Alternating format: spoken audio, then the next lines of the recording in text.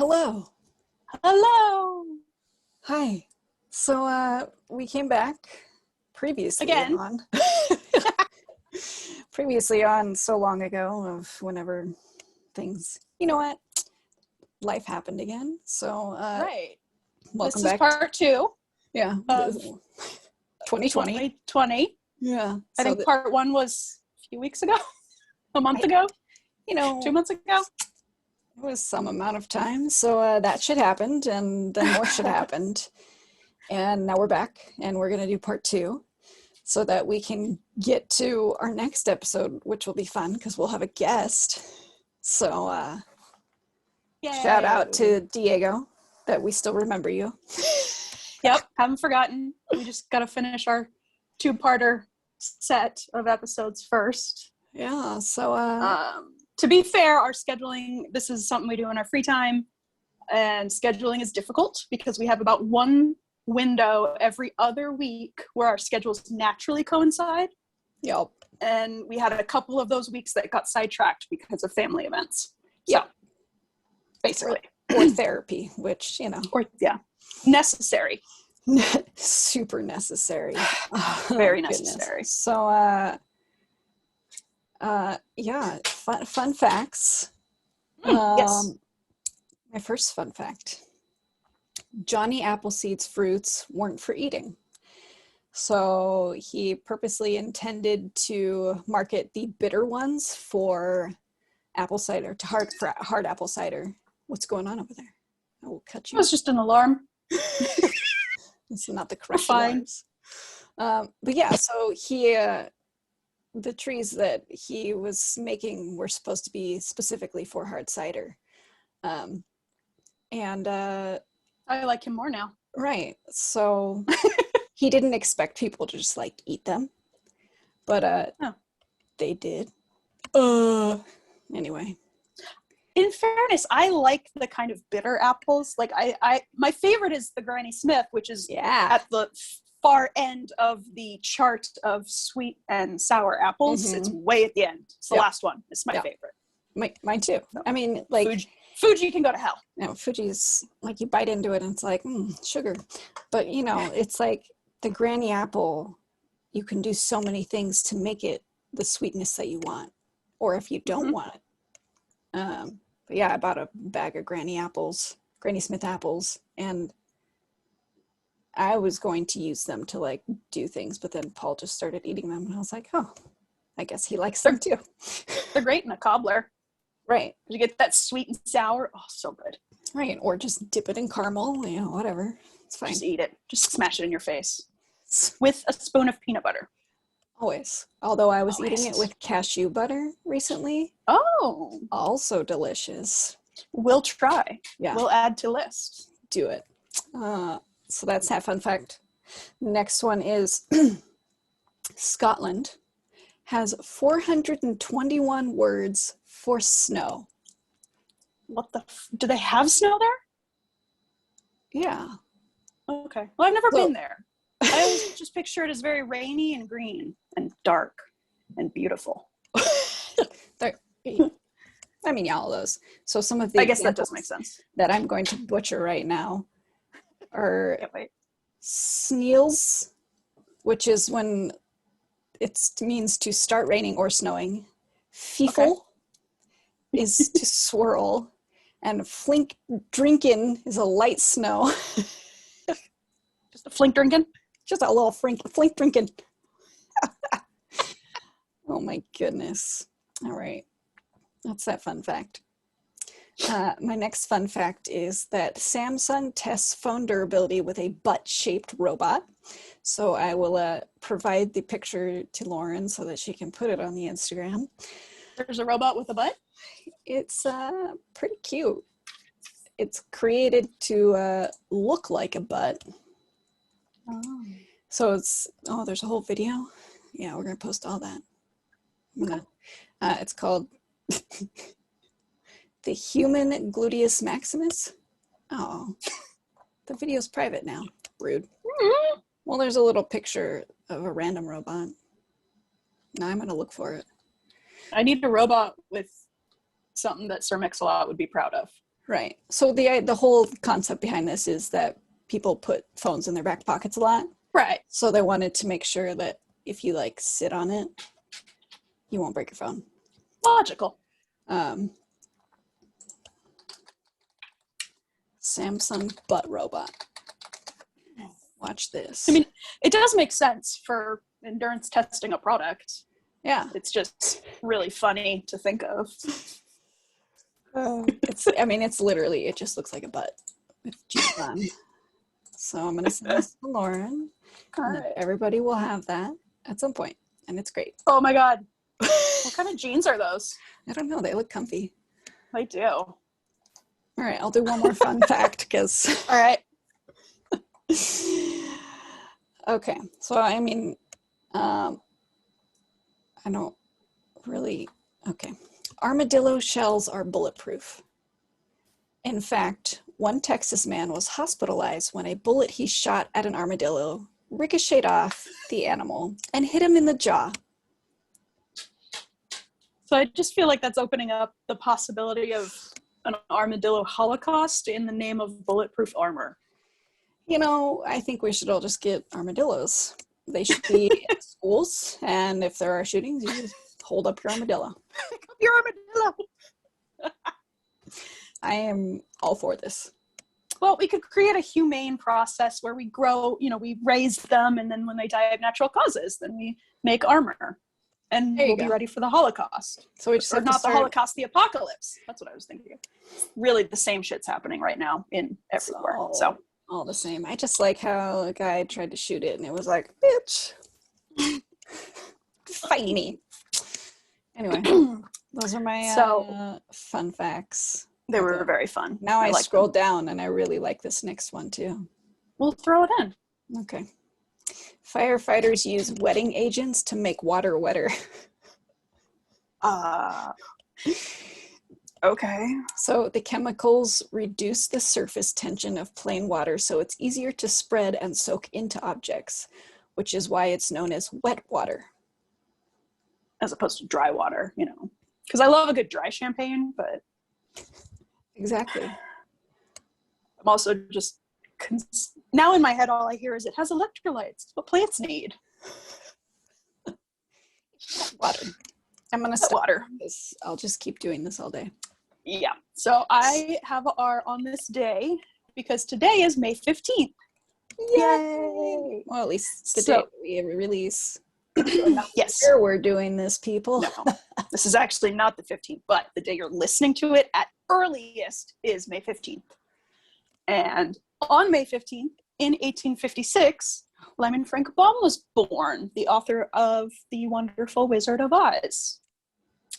And another notable birth we had on May 15th was in 1859, Pierre Curie. So Marie Curie's husband was born.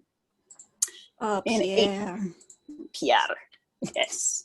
And I realized I typoed here because I wrote that he was a physical chemist, but it corrected to physical chemise. That's not what he was. Anyway. Maybe. In 1869, the National Women's Suffrage Association was formed in New York by Susan B. Anthony and Elizabeth Cady Stanton. Heard of them? No. As an English nerd, I had to include that in 1886, Emily Dickinson passed away, actually, on May 5th, in Amherst, Massachusetts. Oh. So that's another thing, because, I love Massachusetts. Weird.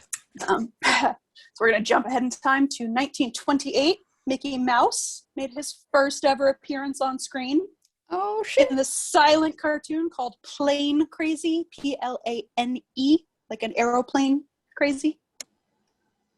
1940, the first McDonald's was opened in San Bernardino, California. Those bitches. Free fries for everybody. I'm standing by it. That is the type of striking we need. Be like Tokyo. Hell yeah. Now 1940. Explain that later too. Thanks. Yeah, we'll get to it. Also in 1940, though, nylon stockings went on sale for the first time to the general public, which is just weird. Yeah. To think about that it wasn't a thing before that. Right. America went apeshit and stores were sold out in days because we are crazy as a species and as a subspecies. I'm going to go ahead. Americans are a subspecies of human and we are batshit. Yep. And then just lastly, 2014, the National September 11th Museum was dedicated in New York City on May 15th. So just wanted to round it out with something that happened in this millennia. Yeah, well, this shit happened, so. It did happen. All of that shit happened. So there you go. And you learned some shit about robot butts. And I guess we should just finish out why I think McDonald's workers should be giving away free French fries. Yeah, they should. Because that was a news article that you shared with me a couple days ago, right? Mm-hmm.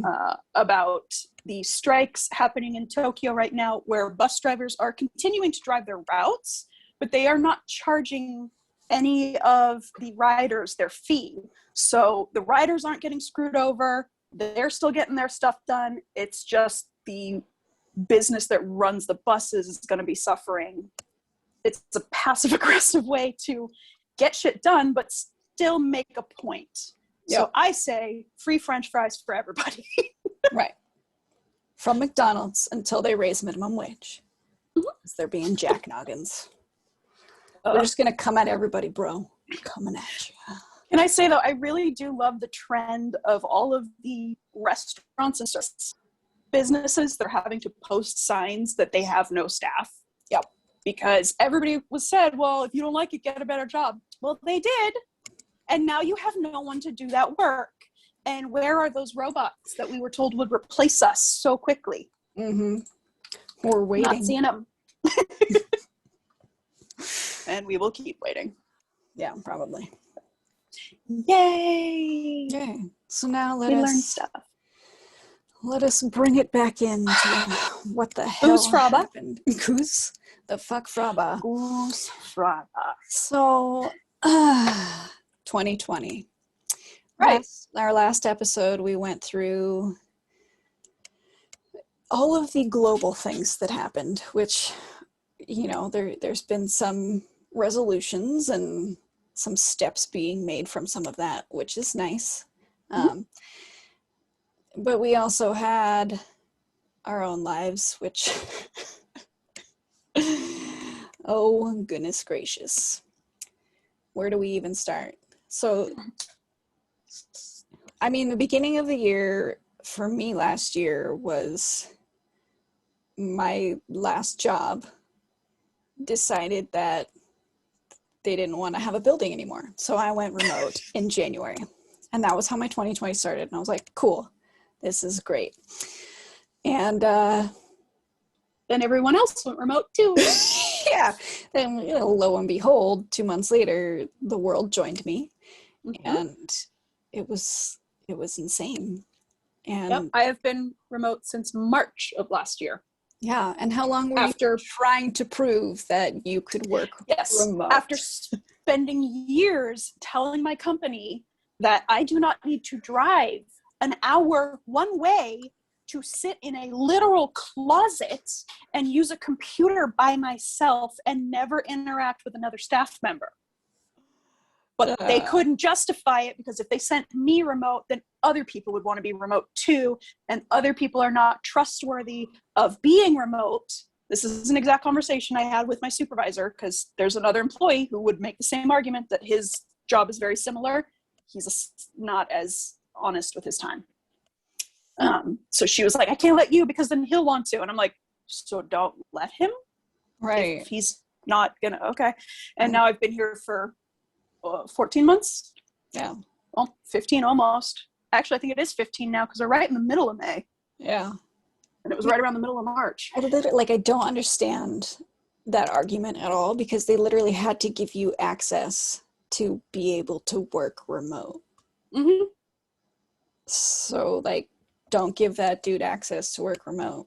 Oh. Exactly. Just, oh my gosh, how simple of a solution is that? Yeah. Problem solved. Yeah. Oh, I bet you he's remote now. Probably. Yeah. It was crazy.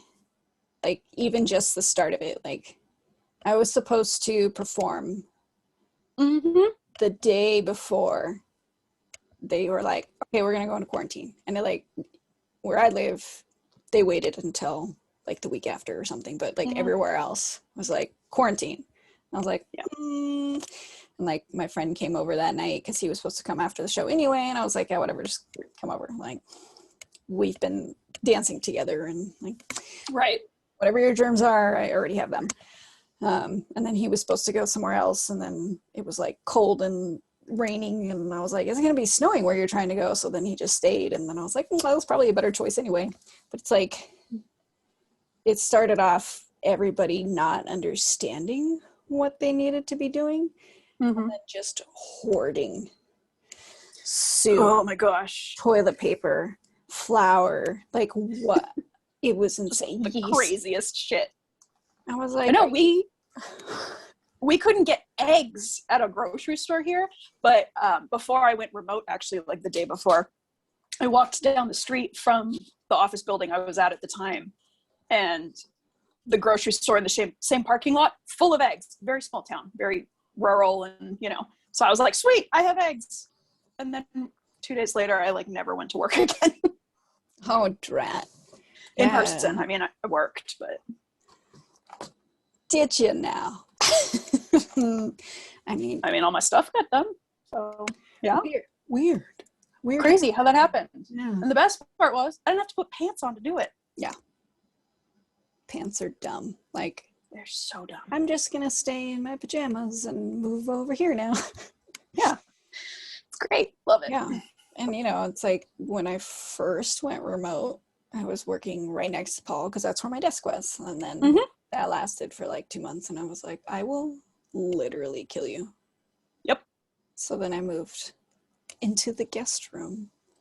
Yep. That's now your office. Yeah.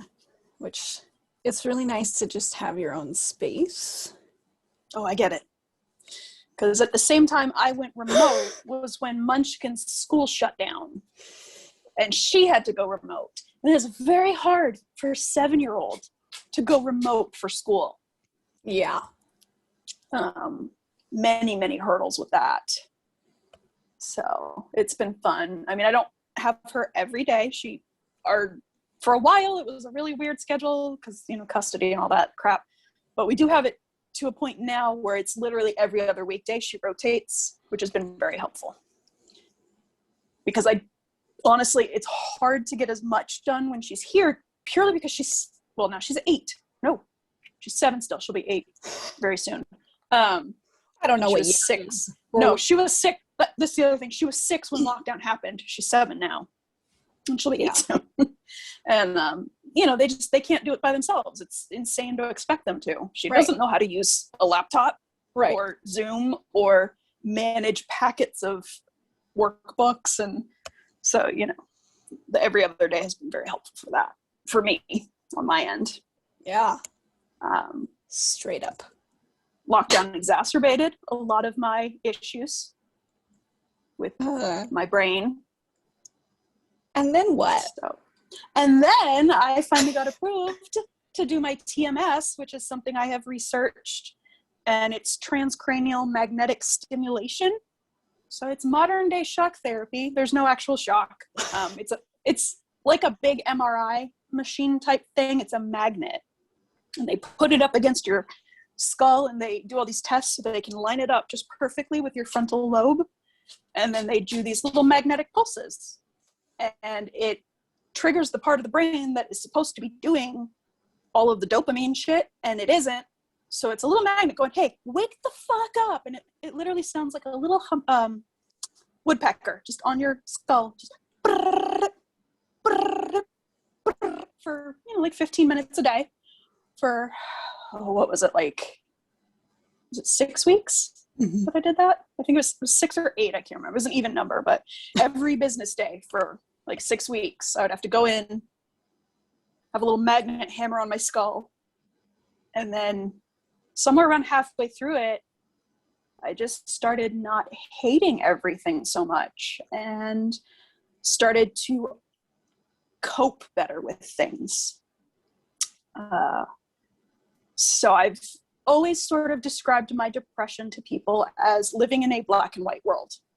I lived in black and white, and I would take medication and I would see sepia tones. I would see pastels, but I knew it wasn't reality. I knew it wasn't the peak of what I could be experiencing. Mm-hmm. And so this whole cycle of TMS has actually really helped, in the figurative sense, me see color again, which has been magical. Wow, magic. It's insane. My level of patience has increased exponentially when I used to get frustrated at so many things so easily. Just having way less panic attacks, which is great, because those are suck when they're on a daily basis, which mine used to be. And they're not anymore.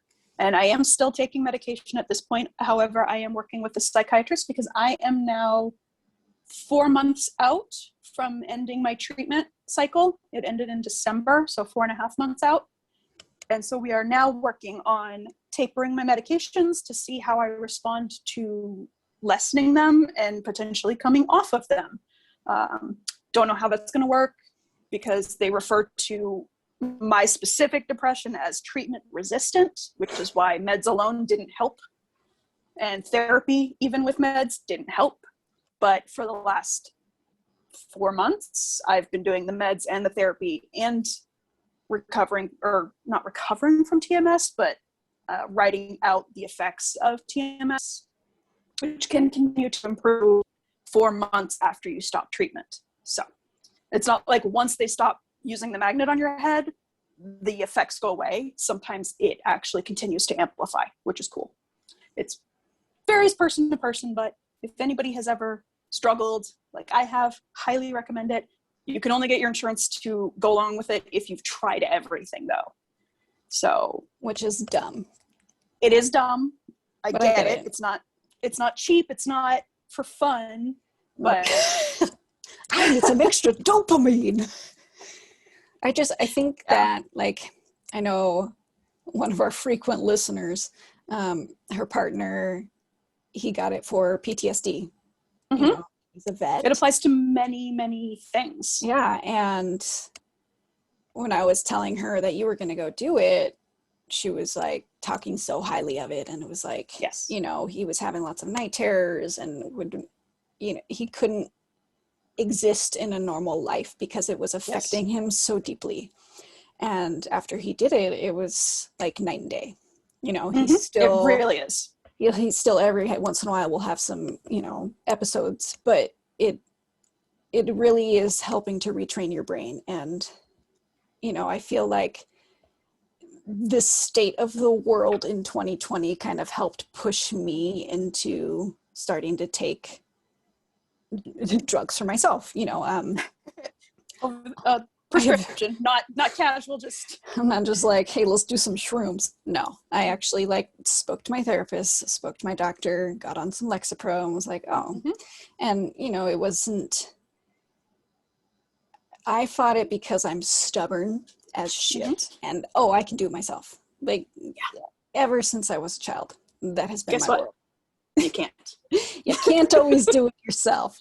And great attitude to have. Right. And, you know, for me, it was, I don't want to be a burden. I don't want to have to ask people to help me. I can do this myself. And, you know, talking to you and like, okay, like, what has your experience been, even though you have been resistant to it? And what has your experience been after TMS? And, you know, that was all super helpful because you've tried so many different kinds that it kind of helped me decide, okay, well, you know, I had this conversation with my doctor back in 2016. Like November of 2016, my primary doctor was like, maybe you should try some Lexapro. And I was like, whatever. Let me try some other things first. So we did some of the natural stuff. We did 5-HTP and we did SAMI, and I never did John's wort, but, you know, I did diet and exercise and started seeing a therapist, and it helped. And then the world just kept being like, beep, beep, beep, beep. Right. And 2020 happened, and the anxiety of everyone else and hating my job so right. much. Yep. And like every day was getting harder and harder. And, you know, I started having to take long breaks in the middle of the day to just write so that I could feel like I did something useful. Mm-hmm.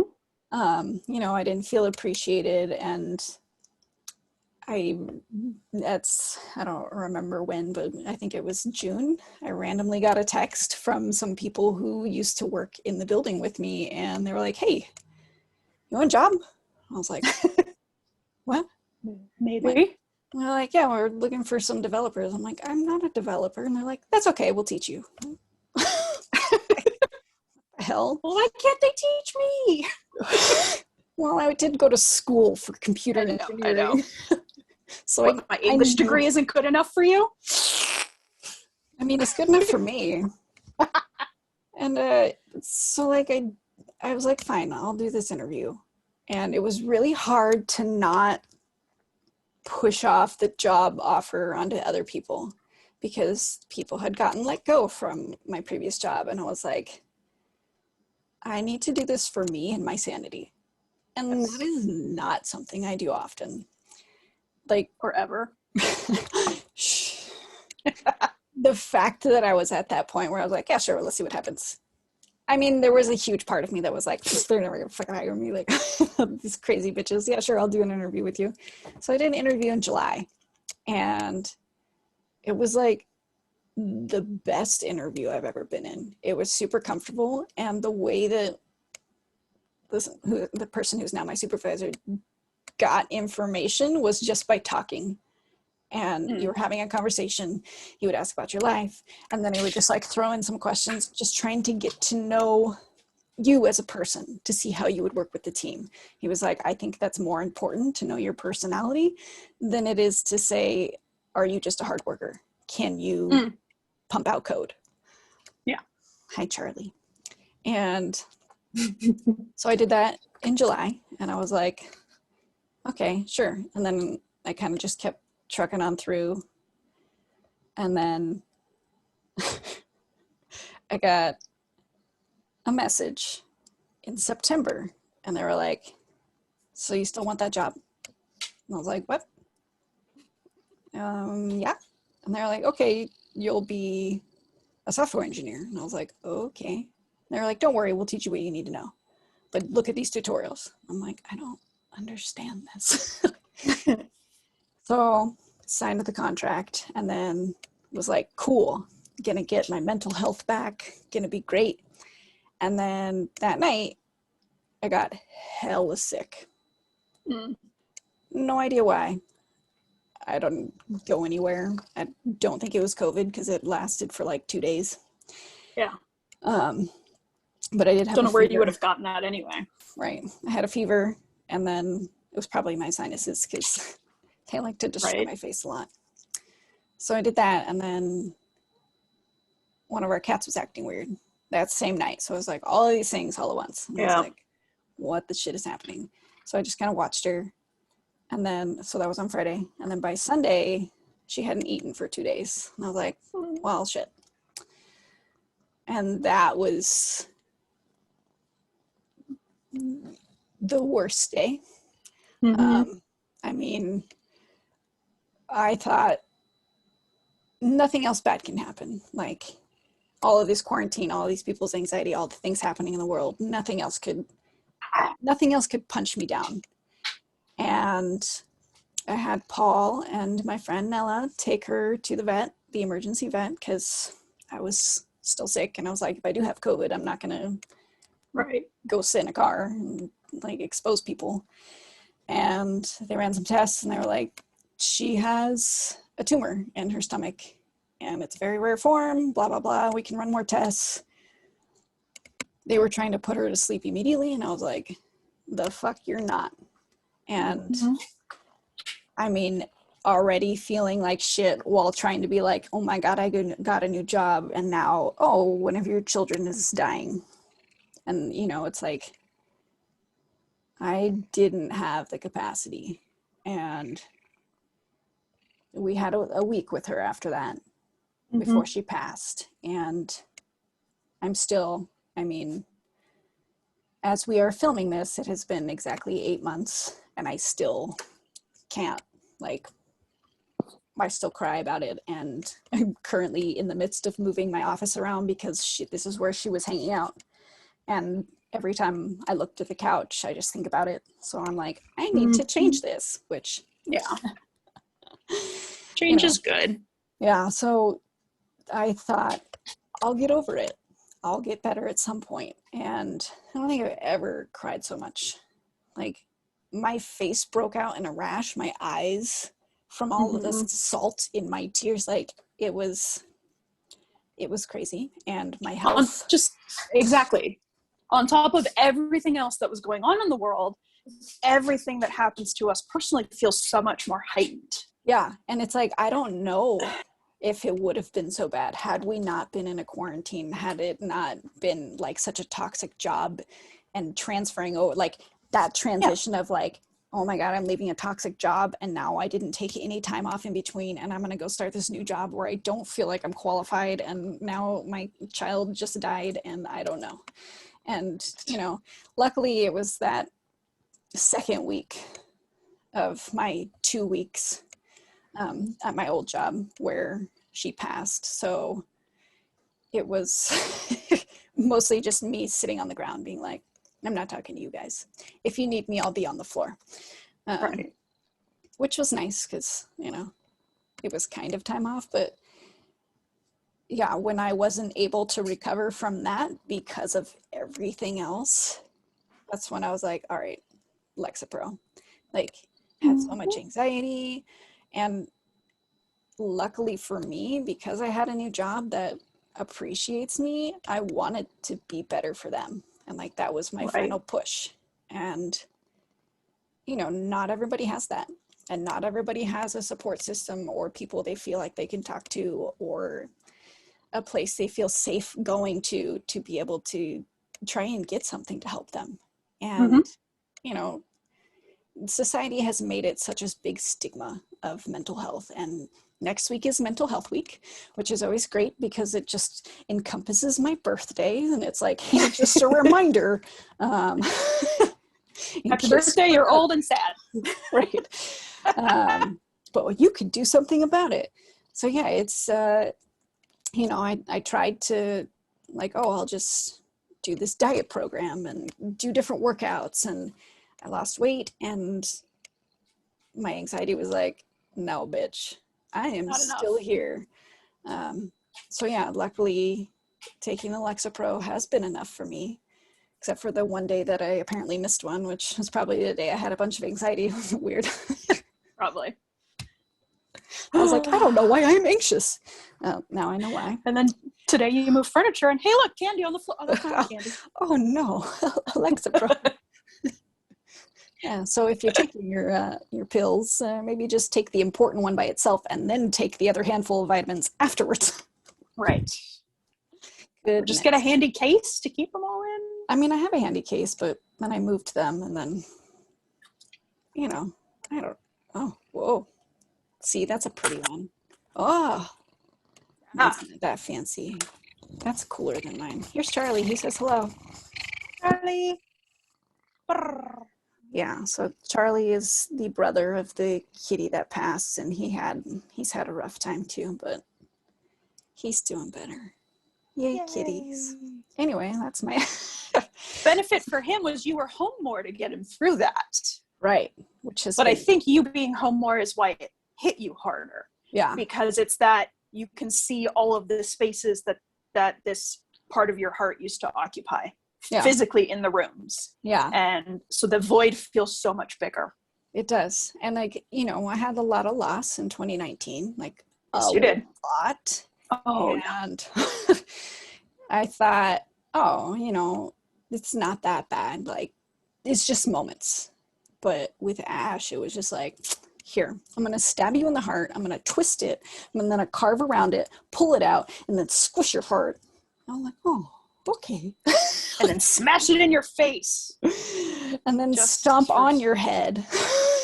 Yeah, it's accurate. And, yeah, so, you know, there has been lots of things that have happened during all of this. And I know there are lots of people that are not in good situations, and being trapped at home, it's like the complete opposite of what they needed.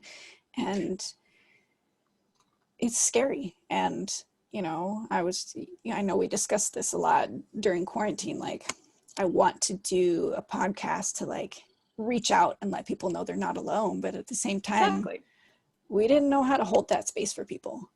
Like, no, we are not professionals. We are just here to sort of be contributing to the opening of the door of that mental health discussion, because it has been stigmatized for so long. I do feel like there is a big push in the last few years, especially, of people talking openly about these sorts of issues. And I think we really just kind of wanted to be part of that movement. Yeah. Because it is something that is passionate to both of us. Yeah, definitely. You know, I'm great at always. My dogs keep running in and out the door. I'm sorry. You know, all you can hear is I'm gonna have a cat purring in my mic. So, but yeah, you know, a lot of we're not professionals. We're super professional. Look at our fucking backgrounds. For those of you who can't see us, I have the cranky dad sitting in his chair looking at you judgingly. Lauren has. I am broadcasting live from outside of the Rosebud Motel. Love it. Just wait for someone to just come poke their head out. I don't know. Simply the best. Oh, I have a maybe Moira can come say hi. I'd go get one of mine, but they're all out in the other room. This is just a bookmark that my husband got me. Love it. But I don't have any paper books right now. I have like just ebooks at the moment, so she sits on my monitor. I have her tacked up there. She can go inside of the case for your book, so every time you open it, you just see Moira. But yeah, so, you know, we want to make sure that we're contributing what we can in a space that feels safe. And, you know, we didn't know how to address it in a way that was healthy last year. You know, we were in the middle of it, and when you are in the middle of it, it is not easy to see what is happening. And being in such a difficult place, like, even though our experiences are different when we discuss it, the way it affects our bodies is the same. And I think that's the big thing that we need to focus on. Like, there's been so much separation of everything. Like, you're either this side or this side, but it's not. Drop it. It's not about that. It's about humanity and how do we support each other in this. And that's been lost. And, you know, every once in a while you see it. And I think that's a lot of why we started doing this is, you know, this shit happened, is we want people to know that not only are there weird facts that happened in like history and all that stuff, but this shit happened to us. This shit is probably happening to most of the people listening. And, you know, it's just happening every day. Right. You know, and it's like, we all, even if we are taking our happy pills, like, there are still days where they don't help. Like, there are days that are just going to be difficult. And knowing that that's okay, and knowing that you're not alone, and being able to express that more openly, and telling people, like, you know, I had my husband, he was researching how to help anxiety before I started taking Lexapro, because he could tell that I wasn't okay. And him just telling me, well, maybe you should look into something, made me react in a negative way, because it makes me feel like, oh, I failed. Right, which is natural, because I know that's how I feel.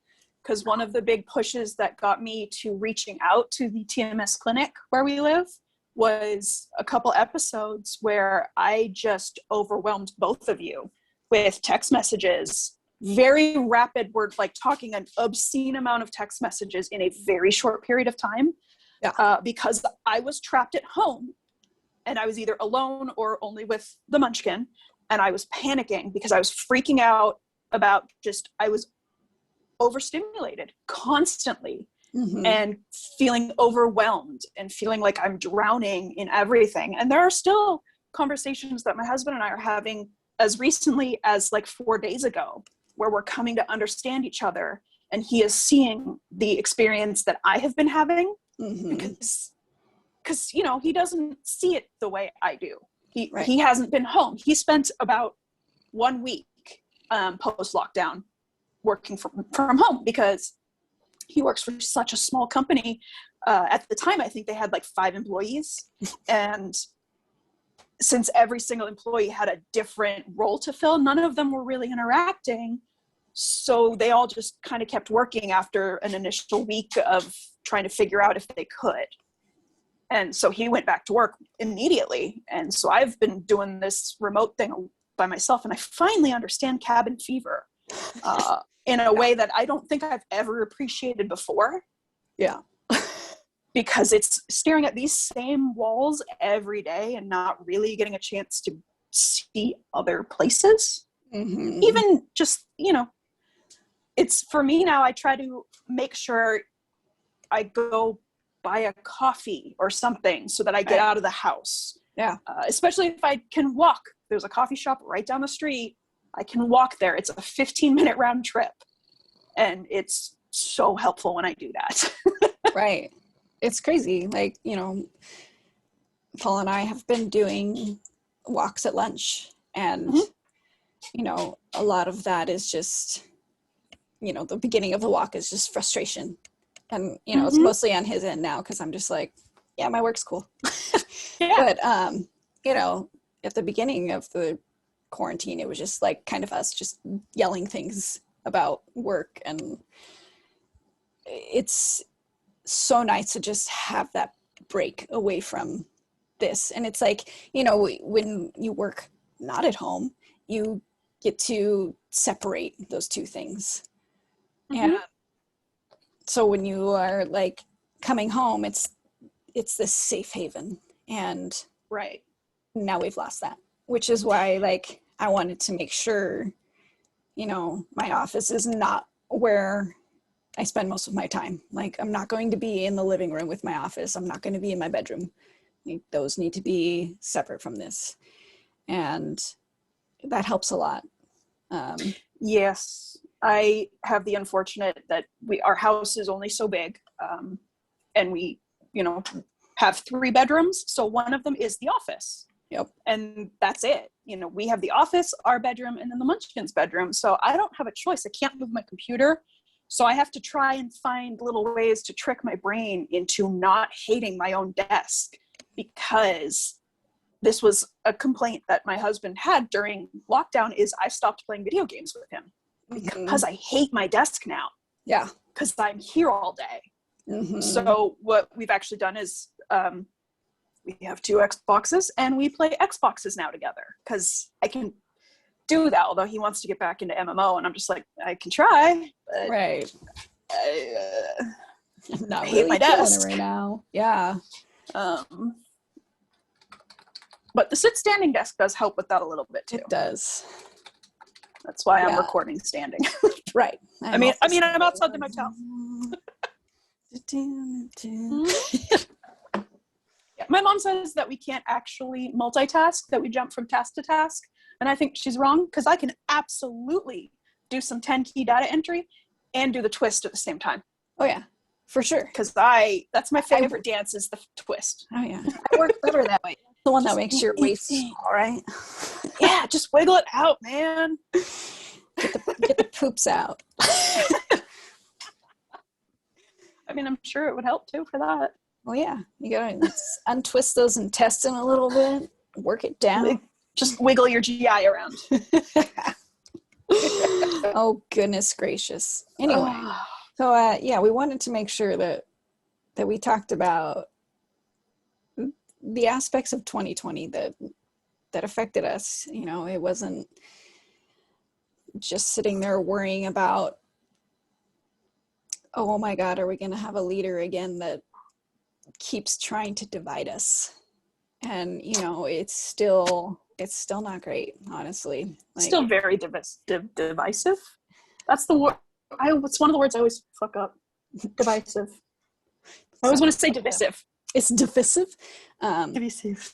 I mean, I really dislike that there's two main parties, and that if you That's a vote big for problem. someone, that you're either a Democrat or a Republican. And I'm like, no, I still kind of hate all the old white dudes. Like, Yeah. no, it's not, America's not black and white.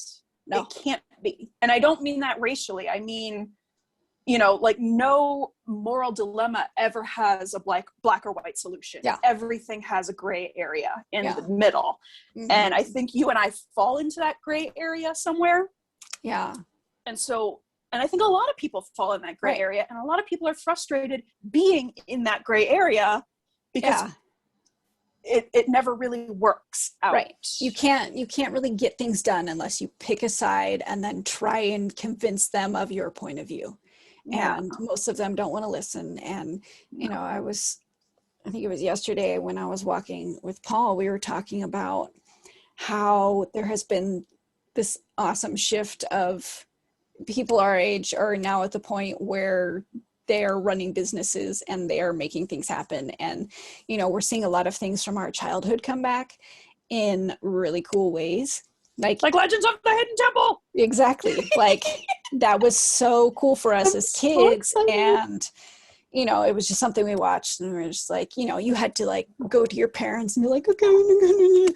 But now it's like, this is our choice, and we can, if we can do these sorts of things and bring that in, like what else can we do? Mm-hmm. And it's super cool to see that we're able to do that, because it gives me hope that, maybe we can do big things. And, it's exciting. I mean, not just because of a game show, but like, no, I mean, they are redoing a lot of the game shows that I used to watch, and, they're updating them. So like Match Game, I used to watch with my parents all the time, and now they have the new version, and, it's cool to watch it, but it's something different in the nostalgia. Like, yes, I don't know. There's something very pure about it that makes my brain dopamine, right, serotonin. It totally does, but it makes me remember things without feeling anxiety, because I didn't really focus on anxiety then. It was just, how do I enjoy this? I don't know. It's just really nice to like not have to feel like I have to take in new information. It's just, it's there, and it is new, so it's more geared towards me now. But I don't know. It's an escape that we can understand without trying. Yeah. Because I've noticed, one of the things that I dealt with all last year, I pretty much stopped listening to podcasts. Not only did I stop recording, I stopped listening because I couldn't take it in. I wanted to. I love all of the ones that I listened to religiously, and I fell a year behind on every single one of them because I couldn't take in any more information and I couldn't enjoy it properly. Yeah. Because I constantly had this nagging in the back of my brain that I needed to be doing something else, or I needed to be handling something else, or whatever. Yeah. What hobby are you going to pick up? What are you going to start learning? Right. You're going to, let me just live. Right. But also being in the house, and I have done a very good job of not leaving the house unless I really had to.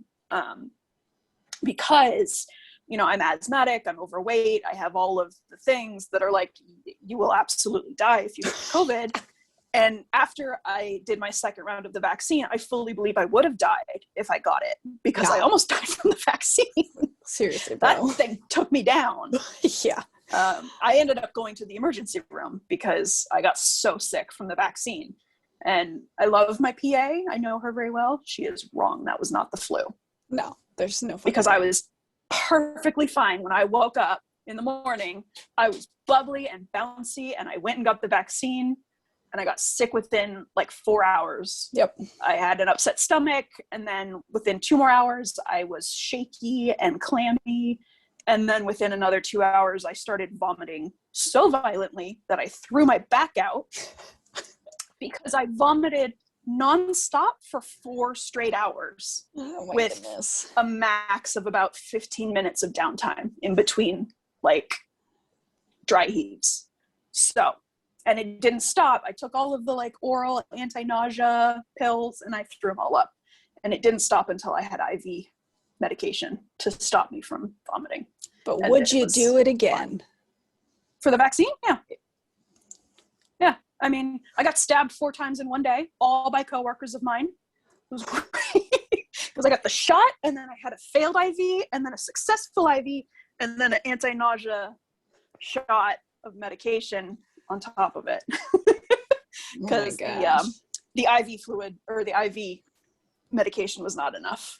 Because I got sick again after I ate an ice chip.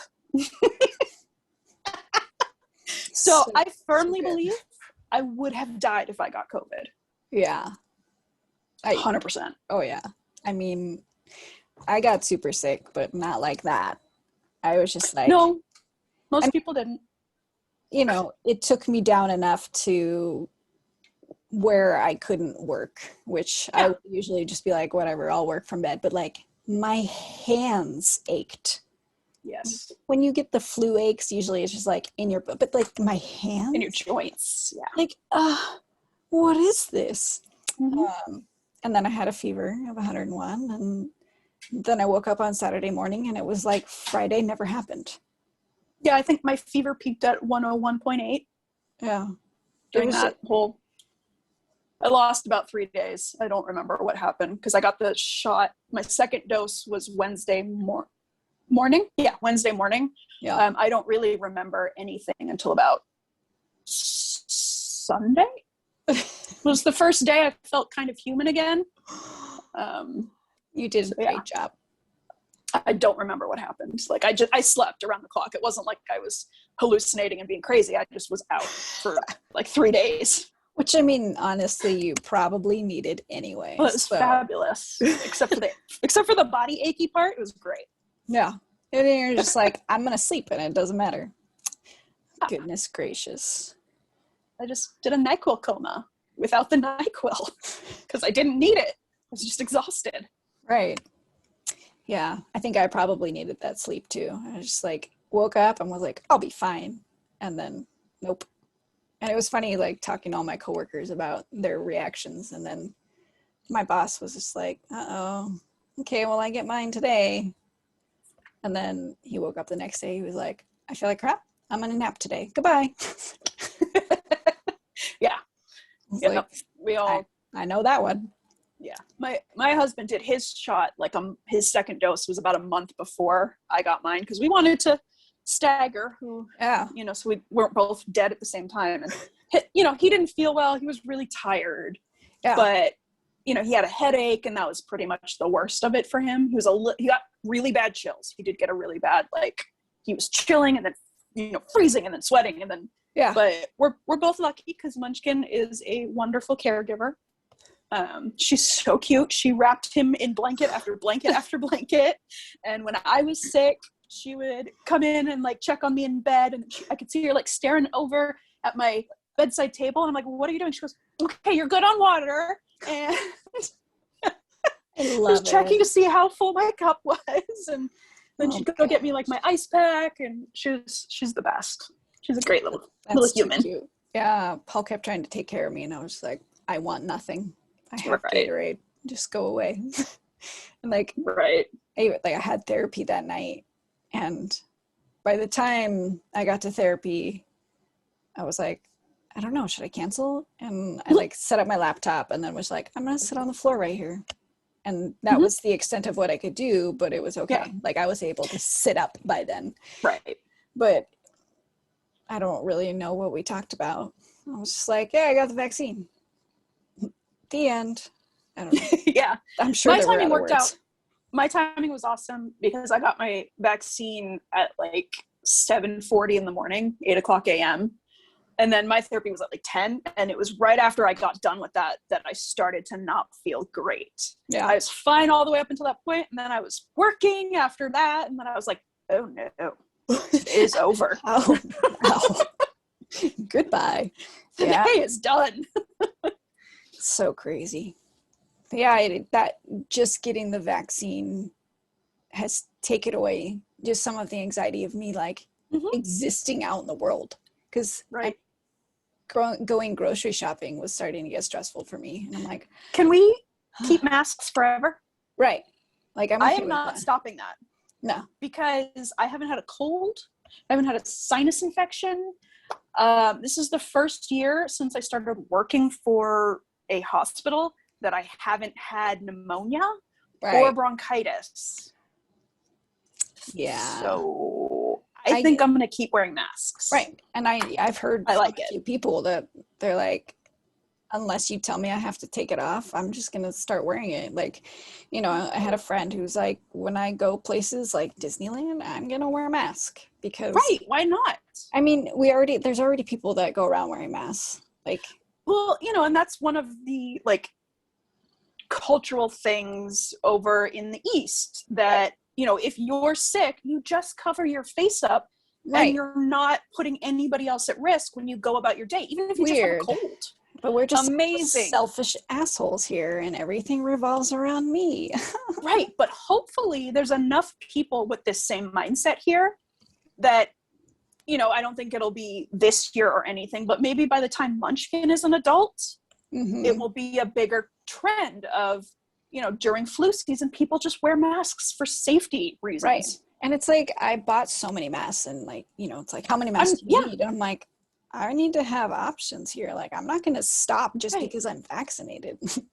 You know, I know that the CDC has now said, you know, you can go around and not have to wear a mask and blah, blah, blah. And I'm like, I will do that around select groups. I do that with my family members and my in-laws because they are all also vaccinated and or still isolating because my sister-in-law, she was, you know, I might have another nephew. I should check on that because that might have happened any day now. Good job. She obviously hadn't gotten hers yet because she was just waiting until after. Yep. Because she was that close. But everybody else is vaccinated. And so I'm okay, like around my family, around my in-laws, around like you. Right. Which is why we're going to have a girls' weekend someday. Hell yeah. Hell yeah, we are. Hell to the ladies' weekend. Listen to music from high school. I mean, it just feels very selfish, the people who can get the vaccine and choose not to. Like, I know there are some people who literally can't because of health reasons. And, you know, I was having a discussion with one of my students and, you know, she was saying that her sister is allergic to a lot of shit. Like, most medications will try to kill her.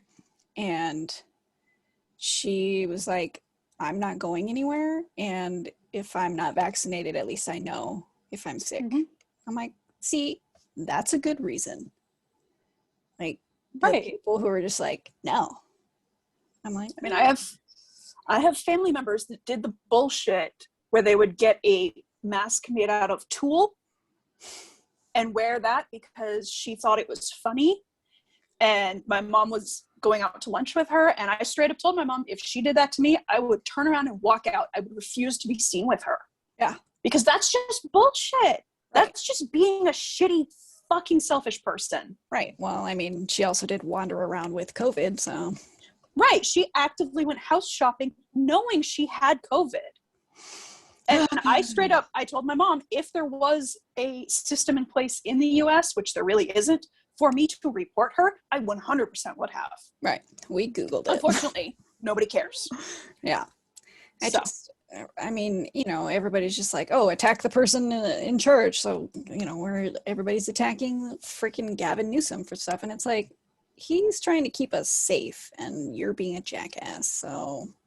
Nobody wanted to wear the mask. Like, right. I didn't want to, but it serves a very specific purpose. It's scientifically backed. You can see the data trend. I mean, just even consider the flu and cold cases that we've had this last year. Virtually nil. Right. I can tell you right now, working in healthcare, there are so many fewer cases just because of the volume of people that were using the masks appropriately. Yeah. I mean, I went to the doctor for just my annual checkup at the end of February, and she was telling me, she was like, I haven't even seen a flu case yet this year. I was like, damn. Like, it's great. It's usually by December people are starting to get hit already. And yeah, like, I mean, we did still have a flu season, but it wasn't the same level as what it has been in the past. People didn't have to come in to see their doctor to get medication because they were dying from the flu. Like, right. I mean, it's crazy. Yeah, I don't know, man. So many things. I'm keeping masks. I'm going to keep masks too. They're all over. Like, I have some in my car. I have some in this purse, in this bag, in that bag. There's some that I have one just hanging on the key hook by the front door. So like if we have to talk to a delivery person or whatever, just so that they feel better. Like, I put it on. I'm vaccinated. No, I don't have it, but they have to come in contact with how many people a day? Right. And how stressful is that for them? If I can literally do something that takes 3 seconds to just pop it on over my face, take my delivery, and know that they feel a little bit more comfortable, why wouldn't I do that? Right. Because I'm not a selfish piece of shit. What? I don't know, man. It's so simple. Like, it is. And like, you know, if someone rings the doorbell and I wasn't prepared and I don't have a mask, I'm always like, hey. Open and hey. Like, I'm gonna lean way back here. Right. You know, and if they need something or if they need to hand me something, I'm like, don't breathe. Okay. Like, yeah. And mask. Right. And, you know, it's like, I don't know. It's just something simple to not be an asshole. What are you doing? Stop breaking stuff. You knock over your water? No, I'm just taking notes. Taking notes on assholes. Yeah. Good. Like it.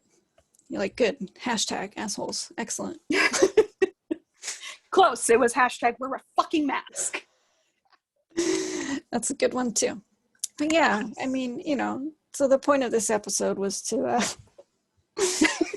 just to kind of let you know that we're here. We are here. We're still here. But like, nothing that happened should make you feel like you weren't handling it well, because there was so much that anything that you were doing, even if that meant that you were an asshole to somebody that you love, you know, figure out ways to talk about it, like discuss it with each other. You know, it's not the end of the world. And if they are meant to work it out with you, they will. And, you know, not everybody has the capacity to keep going together. And I mean, what better way to find out? I mean, it really, because before 2020 happened, I had some family members that I was distancing from for other reasons. And seeing how they have acted during this pandemic, I now have zero guilt for cutting them out completely. Yeah. Because I'm sorry, but if you take your newborn who was born in February of 2020 and in March or April, you decide to take him to the Disney store, and then berate the staff because they want you to put a mask on, you're a fucking cunt. That's all you are. And we can say that because we know you won't listen. Yeah. I don't think she knows how to work a podcast out, so it's fine. None of her family does. So I now and it was hard. I did lose a family member last year, not to COVID. It was separate, unrelated cancer, unfortunately. When I say cancer weird, I'm sorry. How dare you? I did not go to the memorial because of those family members that I want nothing to do with. They hosted the memorial at their house because they need to get credit for stuff. And I did not want to be around them. And I knew that they were going into public unmasked, and I knew they weren't taking anything seriously. So I made a choice, and I have not been to a single family event with that side of my family in almost 2 years now. And it's been great. I will also say this has immensely been beneficial to me just in my daily life. I don't stress about them. I wiped them all off social media. Unfortunately, I still do hear about them because my mom is still dealing with them, which that's her decision. Right. And in those moments, I get riled up, and unfortunately, I'm no longer helpful to my mom. Sorry, Mom. I know you listen. but I don't have anything really supportive to say of nurturing her relationship with that side of the family. Mm-hmm. I let her talk to me about it, and I just continue to tell her that someday she will have to just let them go. It is a difficult situation right now with her parents still involved. So this is sad, but once my grandparents pass, I think that my mom will be able to make that separation a lot easier. And I do look forward for that for her, but not at the expense of my grandparents. It's a shit situation. It is. But I believe that her mental health will improve greatly once she has to stop dealing with that side of the family. Yeah. And, you know, I kind of hope that there have been moments of quarantine that like forced people to cut out toxic people. Like, you know, there was. That is a cat tap dancing? Yeah, I think he's chewing on plastic. Sounded like tap dancing to me. Yes, he's tap dancing. But, you know, there have been people, like, the very beginning of quarantine, I had so many people reaching out and being like, I just want to check in, make sure you're okay. I don't know if you're alone, blah, blah, blah. And I was like, that's really cool. But then they wanted to keep talking. I was like, okay, this is no longer cool. But then I kind of felt bad because maybe they were reaching out because they needed somebody. Exactly. And I'm like, shit. But, like, I didn't have the capacity for that. Like, there were okay. So many people. I was like, oh my God, I'm glad you all love me, but fuck. And realizing your own limit is a big thing. That is one of the conversations I've been having with Brian lately. You know, we talked about it earlier this week because unfortunately this whole lockdown situation has done a little bit of damage to my relationship with our munchkin because I have her all day and she's so young and she's at that age. She needs constant interaction and stimulation and she has so much energy and she never does anything wrong. She's just 7. Right. Yeah. And he and I did talk about this recently and I told him, look, if you had to work remote this whole time too, you and I would be going at it at each other's throats. That's just the reality. So it has been helpful to at least talk it out and realize because I've been doing a lot of beating myself up for feeling subpar with her. And it was the thing that I was finally able to verbalize that I'm really good at my job and I'm really good at stepmomming. Everybody tells me I'm really great at it. You're a great stepmommer. But for the last year, I have just felt like I'm failing both of these things every day. Yeah. And that takes a toll mentally to feel like you are failing so hard at 2 things that are really natural. Yeah.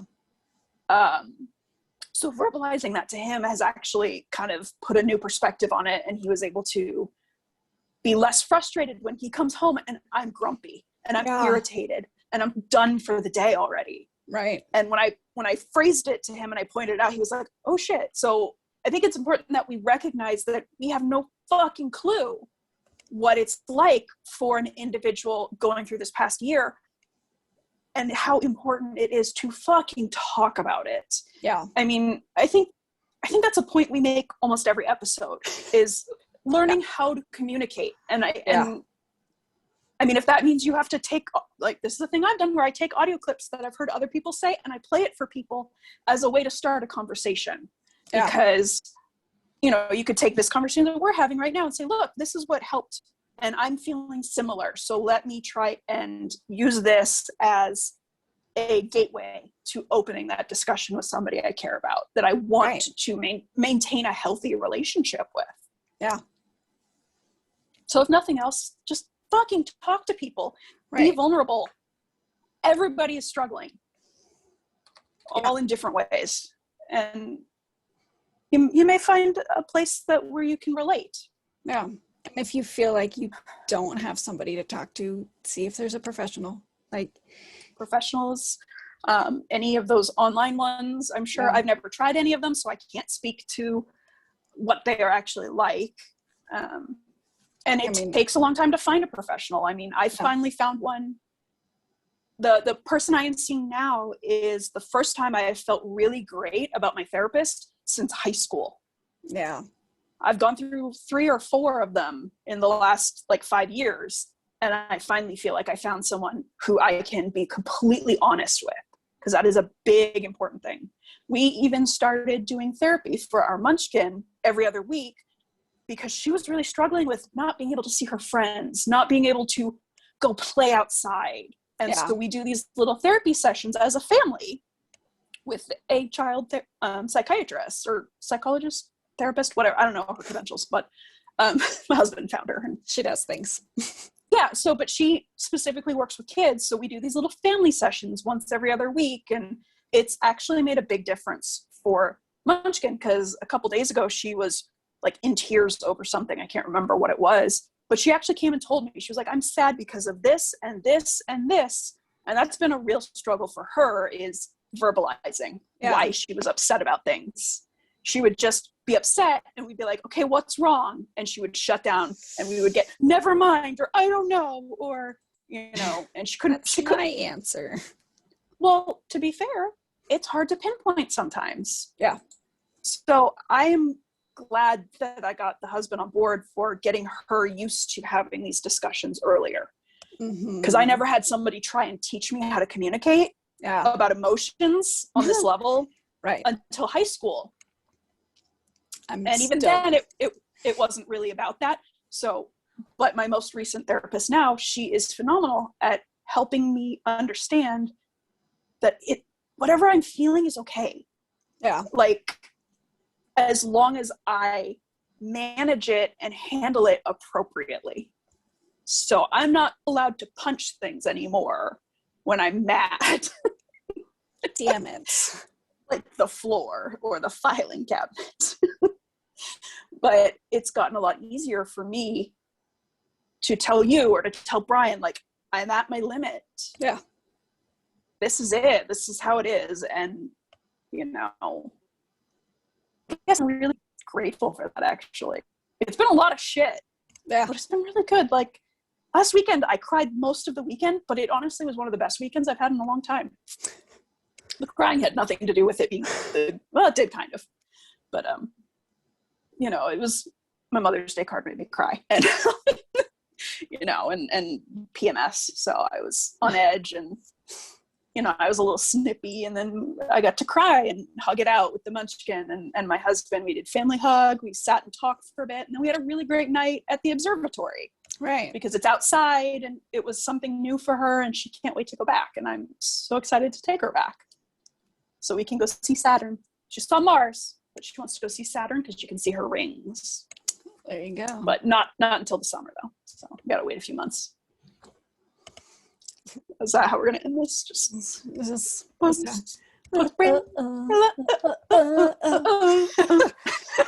We gotta end it on something obnoxious because I don't know. We have issues, you know, dark and serious sometimes, but I think it's good, you know, communication. And like, if you don't know how to communicate, there are lots of tools. I really hope that makes it into the recording. I heard it. That would be Paul calling to a cat. But yeah, you know, there's lots of resources, and you know, I am not great at communicating face to face what I'm feeling. So like even when I first started dating Paul, like he would ask what was wrong, and I would say, I don't know, I'll write you an email. Like that's just what I have to do because I get like there's so many things happening all at once. Like my brain was moving way too fast, and I'm like, I don't know, I can't talk about that right now. Like, let me gather it, let me figure out what's actually wrong, and then I'll explain it to you. And that's great, that's fine, and it's perfect that you have somebody who understands that you are not shutting him out in that moment. You are trying to more effectively let him in. Yeah. But it has to be in a way that is comfortable for you. Right. But like the beginning, like, how do you not know? I'm like, right. Oh, I don't know how to explain I'm sure that. He's figured it out by now. Yeah. Well, mostly. I'm still better. You know. It's nobody's perfect.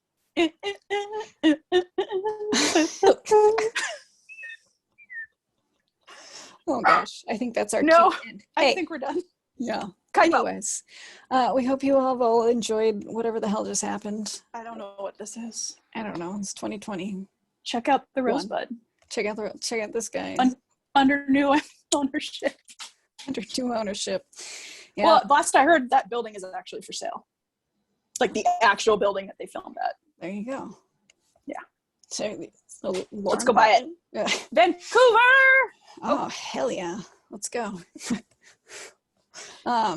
So yeah, thanks for listening or watching, whatever the hell you did. We'll be back. I remembered to stop nodding and actually saying words because people just listen to us sometimes, and I apologize. Yeah, that's fine. But yeah, join us next time for Talks with Diego and whatever. It'll be fun. Something about art stuff. I forget. We told him at some point. He's going to be texting you right now.